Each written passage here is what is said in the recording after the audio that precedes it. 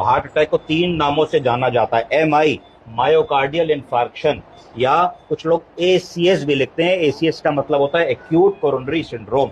कभी भी किसी पर्चे पे एक्यूट एमआई लिखा हो, एसीएस लिखा हो या हार्ट अटैक लिखा हो तो आप समझ जाइए कि एक सीरियस मेडिकल इमरजेंसी है। ये कब होती है और कैसे होती है? ये तब होती है जब हार्ट की मसल में ब्लड ले जाने वाली रक्त कोशिका से ब्लड जाना पूर्णतः रुक जाता है या बहुत कम हो जाता है। ऐसा क्यों होता है? ऐसा इसलिए होता है कि ब्लड वेसल आर्टरी के अंदर क्या डिपॉजिट हो जाता है? फैट डिपॉजिट हो जाता है। कोलेस्ट्रॉल कंटेनिंग डिपॉजिट्स हो जाते हैं जिनको क्या कहा जाता है? प्लाक्स कहा जाता है। तो हार्ट की आर्टरीज में प्लाक्स आ जाते हैं और वो हार्ट की आर्टरी के ल्यूमेन को पतला कर देते हैं, डायमीटर को छोटा कर देते हैं। इस प्रक्रिया को एथेरोस्क्लेरोसिस कह देते हैं, एथेरोस्क्लेरोसिस। फिर क्या होता है? जो प्लाक होता है जब वो रप्चर करता है तो ब्लड क्लॉट का फॉर्मेशन होता है, और जब ब्लड क्लॉट फॉर्म होता है तो क्या ब्लॉक करता है? वो आर्टरी के द्वारा जो ब्लड जा रहा है उस रास्ते को रोक देता है और एक हार्ट अटैक जैसी सिचुएशन हो जाती है, मायोकार्डियल इंफार्क्शन जैसी सिचुएशन हो जाती है।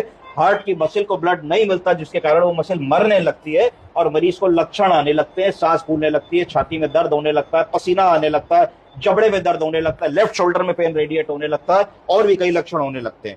तो जो lack of blood flow heart की मसल के अंदर हो रहा है क्योंकि आर्टरी बंद हो गई है, उसको अगर हम बहुत जल्दी खोल देते हैं तो potential permanent damage to the heart बच सकता है। इसलिए तुरंत उसको हार्ट के डॉक्टर के पास भेजना है। ईसीजी करने के बाद तुरंत उसको कोशिश करनी है कि जहां एंजियोग्राफी एंजियोप्लास्टी होती है वहां भेज देना है, जिससे वो बंद नस खोली जा सके, रिवेस्कुलराइज किया जा सके। यदि ऐसा नहीं संभव है, वहां पे ऐसा सेंटर नहीं है, तो फिर ऐसी भी दवाएं आती हैं जो हार्ट के ब्लड के क्लॉट को खोल देती हैं। जैसे कि कौन सी दवाएं? Streptokinase, urokinase, tissue plasminogen activator. उनका फिर प्रयोग जन सेंटर में होता है, वहां पे उस मरीज को भेज करके हमको करना पड़ेगा।